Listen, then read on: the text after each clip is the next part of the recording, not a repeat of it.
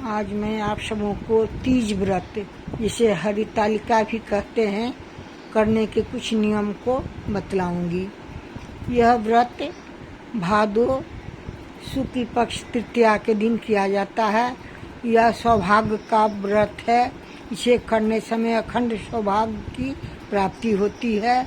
महिलाएं अपने अखंड सौभाग्य के लिए माँ पार्वती और भोले बाबा का पूजा करती है। इसमें भोला बाबा और माता पार्वती की मूर्ति का पूजा किया जाता है। यह व्रत 3 दिनों का होता है। पहला दिन नहा खाए होता है, सब तरह से शुद्ध होकर के पवित्र होकर के अरवाइन खाना पीना बिना लहसुन प्याज का खाते हैं। और उसी दिन हम व्रत के प्रसाद वगैरह को बनाते हैं, क्योंकि इसमें ठकुआ फिर क्या बनाया जाता है, हम लोग एक दिन पहले इसे बना लेते हैं। फल में जैसे खीरा हो, केला, अमरूद, सेब, नाशपाती, नारियल, विभिन्न फलों को बाजार से मंगवा कर इकट्ठा कर लेते हैं। माता को उनके माता के लिए सौभाग्य का सामग्री चूड़ी, सिंदूर, टिकली, बिंदी, ऐना, कंघी, सेंट, पाउडर, इसमें जितना भी रहता है वो सब सारा सामान एक दिन पहले हम लोग बाजार से मंगवा लेते हैं। और उसके बाद इसमें ओठगनवा भी किया जाता है, क्योंकि ये 24 घंटा का होता है। निर्जला व्रत किया जाता है, इसलिए एक दिन पहले रात में 4 बजे के बाद उठ करके हम लोग कुछ खा लेते हैं। और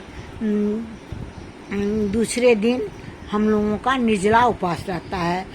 माँ शिव और पार्वती का मूर्ति बाजार में भी मिलता है, घर में भी मिट्टी से बना करके गंगा जल में करके हम लोग इसकी स्थापना करते हैं। चौकी पर एक कपड़ा बिछाते हैं लाल रंग का और मूर्ति की स्थापना करते हैं।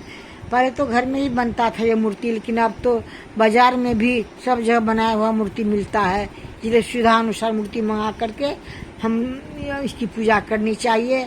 उसके बाद तरह तरह के फूल, फल, ये सब माता को, भोले बाबा को चढ़ाया जाता है। एक थाली में हम सारी सामग्री इकट्ठा कर लेते हैं।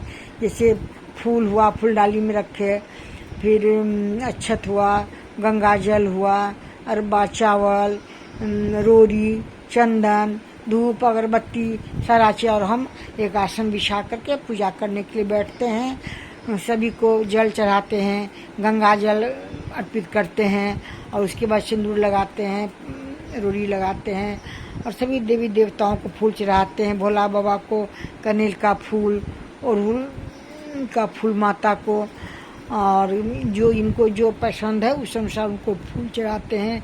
फिर माता के आगे में हम दान का सम जो माता के सौभाग्य भाग के लिए लाते हैं, उनको उनके चरणों में सिंदूर, टिकली, बिंदी सब अर्पित करते हैं, उन्हें चढ़ाते हैं। प्रसाद वगैरह सब देवी देवता को चढ़ाते हैं और धूप जलाते हैं, अगरबत्ती जलाते हैं, अखंड दीप जलाते हैं, जो कि पूजा शुरू होने के से विसर्जन तक वो जलता ही रहता है। और एक कलश भी स्थापित करते हैं, लोटा में जल भर के उसमें सिंदूर कर देते हैं और उसके बाद उसके ऊपर फल रख देते हैं। इस तरह पूजा पाठ करते हैं, देवी देवता की स्तुति करते हैं, वंदना करते हैं, प्रार्थना करते हैं, अपने अखंड सौभाग्य के लिए, पति की लंबी आयु की कामना करते हैं। और तीसरे दिन रात में इस पर्व में, इस व्रत में रात्रि जागरण भी किया जाता है। महिलाएं आपस में मिलजुल करके जगती हैं और नाच गान करती हैं, भोले बाबा का भजन गाती हैं, माता का गीत गाती हैं। और सुबह में 3 बजे उठ करके पूजा करने के लिए फिर बैठती है, क्योंकि कौवा बोलने के पहले ही इसका विसर्जन हो जाना चाहिए। फिर सभी फूल वगैरह हटा करके नया फूल चढ़ाते हैं, पर प्रसाद सब चढ़ाते हैं देवी देवता को। और उसके बाद माता को खोइछा डालते हैं, क्योंकि विसर्जन का समय आ गया, विदाई के समय। उनको खोइछा में चावल, प्रसाद और कुछ सिक्के देते हैं।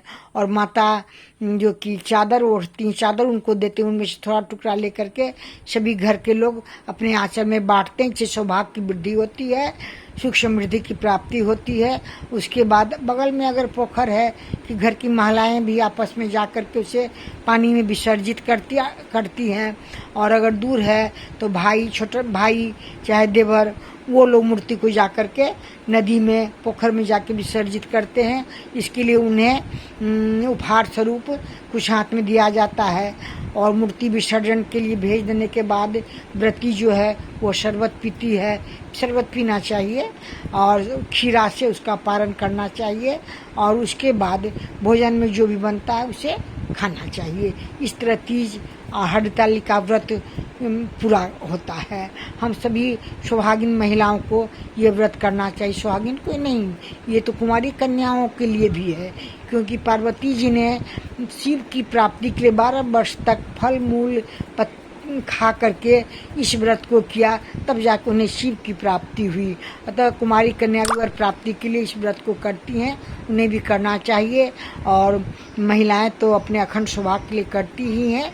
इस तरह आप भी शिव ये व्रत कीजिए, और जिससे कि आपके घर में सुख समृद्धि तो बढ़ेगी ही, और घर से आपका सौभाग्य भी बढ़े, सौभाग्य अखंड सौभाग्य प्राप्त होगा, और घर से नकारात्मक ऊर्जा भी भागेगी।